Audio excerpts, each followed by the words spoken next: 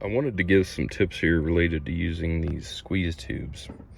The first is, once you're done using it, what you want to do is leave the cap off for a while and just let whatever's going to come out of there just go ahead and leak out, because I hope I'm not the only one that this happens to, but I think, see where you have a foil kind of sleeve here, when you crush it down and then just screw the cap on, it's like the hydraulic pressure builds up in there and it'll split these caps wide open.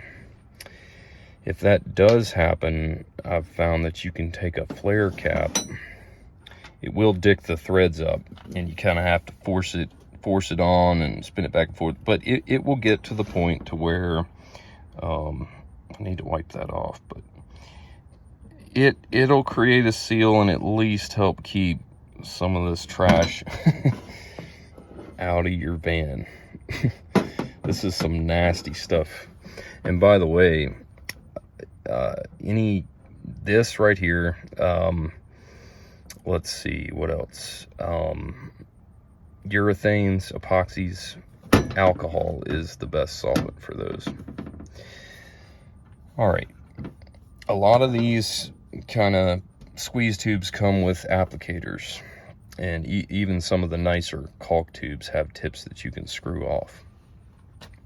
And what you want to do there is, when you're done, take it off, set it someplace safe in your van, and just let it dry just like that. And then you can take needle nose and pull that plug right out of there. This one has not dried long enough. I used it yesterday, but let me see if I can get it out of there. Yeah, it made a mess. HVAC silicone does not cure fast, which is nice because then we don't have a bunch of tubes drying out in our van. But you can see if that had cured all the way through, I'd have been fine. And when you just keep multiple tips, so you can let one dry out and use another one. All right. Now the last tip is to make something like this. Put it in the squeeze tube. And what that does is, it just makes it 1,000 times easier to use, because once these start to get depleted and you're trying to squeeze it out, a lot of the sealant will just move backwards. And then the tube gets all crushed and nasty and all that.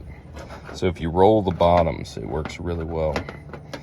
And you only need to make one of these. You don't have to make one for every tube you've got, because if you just leave the bottom formed like that, you can easily slide that in. To make this, it's just steel pipe, cut that notch with a grinder, and then hammer the end flat. And then with small stuff like this, I like to braze it, although you could weld it. But I find braze just looks a lot cleaner. So to braze steel, you don't want to use silphos. You don't want to use anything with phosphorus in it, because that phosphorus will create iron phosphates or phosphites, something like that. But it's very brittle. You can sometimes get away with it, but I've brazed steel before, and silphos will wet right over the surface of steel and the joint will look great. But I dropped one time like that, and it just broke just right on the floor. It's very brittle. So to braze steel, you want to use bare brass, and I don't mean like brass, you know, try to find brass, although you could do that. I mean, the brazing rods are called bare brass. You can take 12 gauge copper wire and strip the insulation off, and you can braze with that. Although to do that, you have to get the steel a lot hotter, but that's fine with steel. They say that you need to use flux with bare brass, but I have not found that to be the case. It just seems like you get the steel hot enough, the flux is going to burn off anyway. I will use flux with Harris's safety silv. Safety silv? I think that's right. Let me grab some. This right here.